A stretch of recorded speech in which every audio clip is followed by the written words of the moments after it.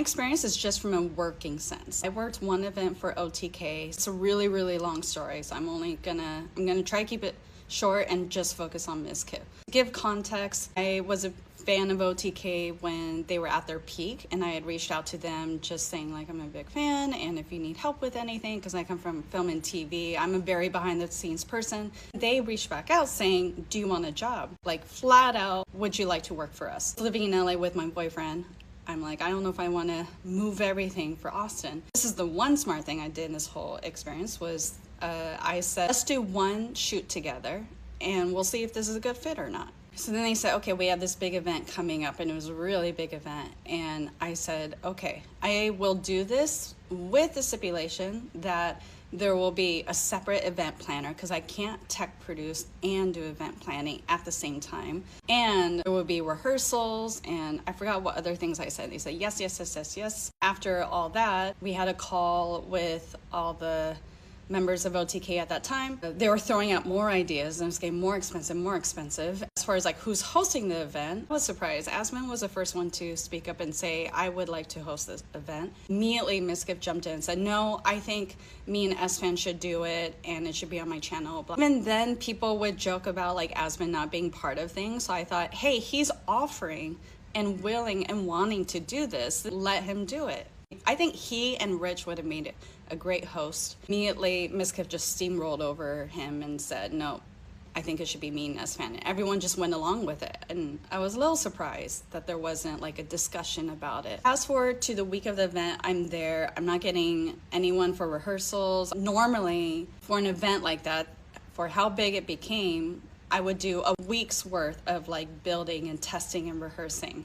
I had zero time with any of the members to do anything. I come from producing, I come from behind the scenes. So I'm the person where I don't sit back. I take initiative. So I reached out to Mizkif and I said, I'll come over to your house. Give me 15 minutes, just 15 minutes. Because he kept saying like, I need a stream. It's going to help promote the event. It's going to help promote the event. And I said, just give me 15 minutes. I'll come to you so you don't have to go anywhere. And let me just run through the day with you. He's like, okay. So I go to his house and it's like so many different people there and animals and so on. Eventually I find him.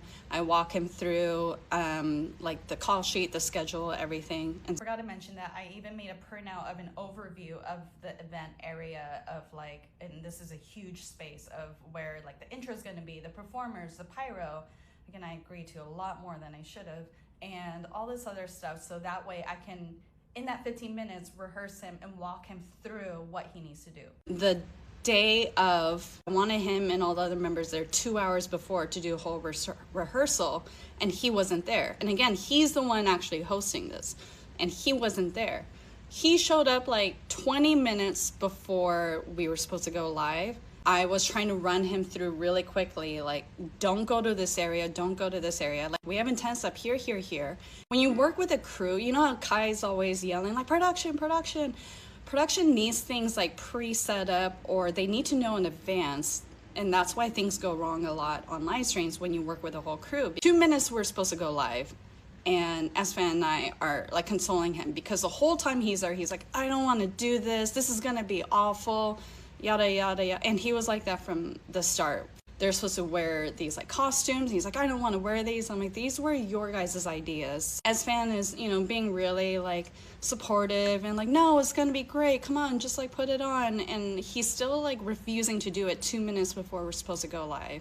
In all this time, I didn't have time to prep our director and sound about like how the start of live was gonna go, because I have everything scheduled. Like, we're gonna rehearse 2 hours before, everyone shows up 2 hours before, then we're gonna run through these rehearsals, we're gonna have a break. During that break, I'm gonna run them through, all right, this is how the start of the stream is gonna go. So throughout the stream, he just kept doing the things I told him not to, and I was getting Rich like to try to like jump in and like redirect him, re-steer him, because he was going to areas where we didn't have reception, and then everyone's like blaming me for blackouts on stream, etc. And he was just like purposely being like pouty and like so, and doing his own thing, just not caring about the agenda. The stream comes to an end, and the stream was okay. There's definitely things I could have done better. There's things I wish I had just said no to, like we don't have the manpower to do this. I was just like raging and seething inside about Mizkif, because it would have gone so much smoother had he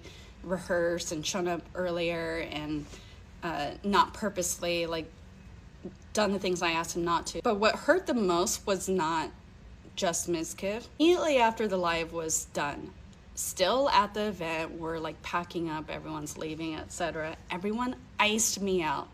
Everyone was huddled around Mizkif, consoling him and just chit-chatting with him. Everyone ignored me. Everyone.